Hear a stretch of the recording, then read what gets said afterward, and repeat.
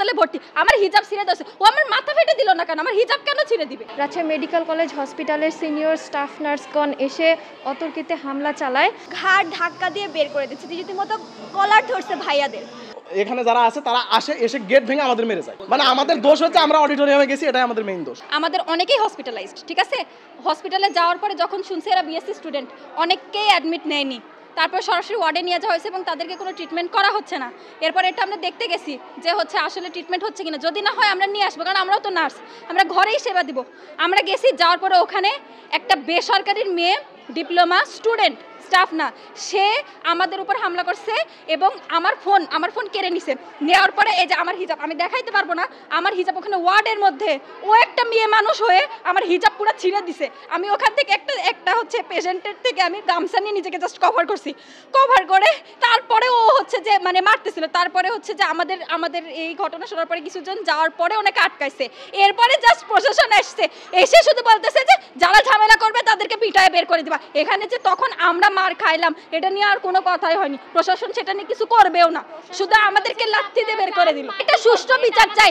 আমার ভাই হাসপাতালে ভর্তি, আমার হিজাব ছিঁড়ে দিয়েছে, ও আমার মাথা ফেটে দিল না কেন, আমার হিজাব কেন ছিঁড়ে দিবে? আমরা সকালে একটা অনাকাঙ্ক্ষিত ঘটনা ঘটে, আমরা কলেজে থাকা অবস্থায় হাসপাতালের স্টাফ কিছু সংখ্যক সন্ত্রাসী যারা আমাদের কলেজের গেট ভেঙে আমাদের কলেজে ঢুকে আমাদের হোস্টেলেরও গেট ভাঙে, এবং এই ঢোকা অবস্থায় তারা আমাদের লাঠি দিয়ে, তারা আমাদের লোহা দিয়ে, তারা আমাদের রড দিয়ে একের পর এক বেধরম পিটানোর পরে সাথে সাথে সেনাবাহিনী, পুলিশ আসার পরে হাসপাতালের পরিচালক আসে, ওনারা এসে ছুটাই দেয়, ওনারা চলে যায়, আমরা এখানে থাকি। তারপরে ওনারা হচ্ছে ফেসবুকে বিভিন্ন রকমের গুজব ছড়াইতে থাকে এবং অনেকে হাসপাতালে ভান করে শুয়ে আছে, ব্যান্ডেজ করে, তাদেরকে মারাও হয়নি, তারা এখানে এসে শুধু আমাদের সাথে তর্ক বিতর্ক করে মেরে গেছে। তখন দেখি হাসপাতালের অনেক স্টাফ এখানে যারা আছে তারা এসে গেট ভেঙে আমাদের মেরে যায়। মানে আমাদের দোষ হচ্ছে আমরা অডিটোরিয়ামে গেছি, এটাই আমাদের মেইন দোষ। নিজ কলেজের অডিটোরিয়ামে কোনো একটা মিটিং ছিল, সেটা আমরা স্টুডেন্টরা জানতাম না, বিশেষ করে বেসিক বিএসসির যারা ছিল তারা কেউ জানতাম। তো সেটা জানার উদ্দেশ্যে আমাদের 3-4 জন ভাই আসছিল অডিটোরিয়ামে যে দেখতে যে কি হয়েছে। তখন হচ্ছে যে ওই সময় আমরা কয়েকটা মেয়েও আসছিলাম সাথে, দেখি যে সেই জায়গায় আছে হসপিটালের স্টাফ আছে, পোস্ট বেসিক আছে, প্লাস আমাদের কিছু টিচাররা আছে, ঘাড় ধাক্কা দিয়ে বের করে দিচ্ছে, রীতিমতো কলার ধরছে ভাইয়াদের। আমরা তো 3টা কি 4টা মেয়ে ছিলাম, আমরা তো সামনে যাইতে পারছিলাম না কোনোভাবেই। তো হচ্ছে যে এইটা ঝামেলা শুরু হয়েছে, আমরা ওনাদের কাছ থেকে বিচার চাচ্ছিলাম যে আমাদের গায়ে কেন হাত দেওয়া হলো, তাই এইখানে আমরা মেন গেটটা তালা লাগাই দিছি। তালা লাগাই দেওয়ার পরে ওরা হসপিটাল থেকে আরও সব স্টাফদের নিয়ে আসার পরে এই দরজা ভেঙে ভিতরে ঢুকে আমাদেরকে মারছে, দরজার ওই রড দিয়ে মারছে, প্লাস বাইরে যখন ছিল তখন যেগুলো বাইরে ইট ছিল বড় বড়, সেই ইটগুলো ছুঁড়ে মারছে আমাদেরকে। সব মশার বিরুদ্ধে সুরক্ষা দিতে এলো বসুন্ধরা এক্সট্রিম অ্যারোসল, মশার বিরুদ্ধে এক্সট্রিম সুরক্ষা। আমরা রাজশাহী নার্সিং কলেজের ব্যাচেলর অফ সায়েন্স ইন নার্সিংয়ে যারা পড়তেছি তাদের ওপর রাজশাহী মেডিকেল কলেজ হসপিটালের সিনিয়র স্টাফ নার্সগণ এসে অতর্কিতে হামলা চালায় এবং আমরা যখন আক্রান্ত হয়ে আমরা যখন হসপিটালে সেবা নিতে যাই, যখন আমরা হসপিটালে ভর্তি হতে চাই, তখন আমাদেরকে তারা হসপিটাল থেকে প্রত্যাখ্যান করে এবং আমাদেরকে বলে যে আমরা নাকি হসপিটালে মারপিট করতে যাচ্ছি।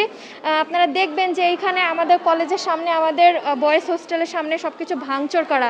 আমরা চাচ্ছি যে তারা ডিউটিরত অবস্থায় আমাদের কলেজে এসে আমাদের ওপর হামলা করলো, আমাদের ওপর আক্রমণ করলো, আমরা চাচ্ছি এর সুষ্ঠু বিচার হোক। কলেজের ছেলে আছে প্রায় 50 জন, আমরা 50 জন অধিকাংশ ছেলেই আহত, এছাড়াও কিছু প্রায় 10 জনের মতো মেয়ে আমাদের আহত হয়েছে। আমরা আহত হওয়ার পরে হসপিটালে যাই চিকিৎসা নেওয়ার জন্য, কিন্তু হসপিটালে ডিপ্লোমাধারী নার্সরা আমাদের চিকিৎসা দিয়ে প্রত্যাখ্যান করে। তারা বলে যে আমরা বিএসসি কোনো স্টুডেন্টকে চিকিৎসা দিব না। এমত অবস্থায় আমরা এখন বাইরে প্রাইভেট ক্লিনিকে আমরা চিকিৎসা নিচ্ছি এবং অনেকে আমরা হলো তার নিরাপদ স্থানে আমরা স্থানান্তর করে দিয়েছি। ডিপ্লোমারা হসপিটালে তারা মানে একদম পাগল হয়ে আমাদের খুঁজছে মারার জন্য।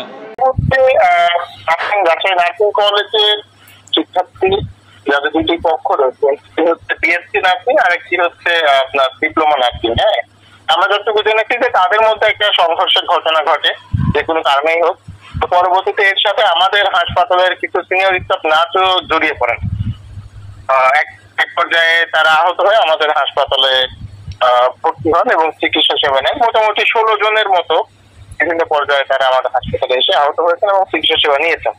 ঠিক আছে, পরবর্তীতে যখন হাসপাতালে তারা ভর্তি থাকেন দুই পক্ষেরই, তো তাদের মধ্যে আবার কোনো না কোনো ভাবে চিকিৎসা সেবা নেওয়ার ক্ষেত্রে তাদের মধ্যে আবার একটি উত্তেজনার সৃষ্টি হয়। পরবর্তীতে পরিচালক মহোদয় তাৎক্ষণিকভাবে সেনাবাহিনীর প্রায় 1.5 প্লাটুন সদস্যকে মোতায়েন করেন এবং পুলিশ সদস্যকে মোতায়েন করেন। তারা এসে পরিস্থিতি নিয়ন্ত্রণে আনে।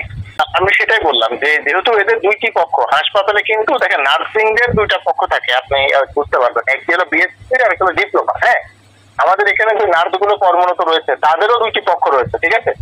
এখন ওয়ার্ডে তো আর সব নার্সকে আমরা তারা এই সেবাটা দিচ্ছে হুট করে তো তাদেরকে আমরা বাদ দিতে পারি না যে কে আজকে ডিউটি করবে বা কে ডিউটি করবে না। দুই ধরনের নার্সদেরই কিন্তু ডিউটি ছিল। তো যেটা হয়েছে এদের মধ্যেই নিজেরাই তারা আবার একটু উত্তেজনা সৃষ্টি করেছে, এটাই হয়েছে।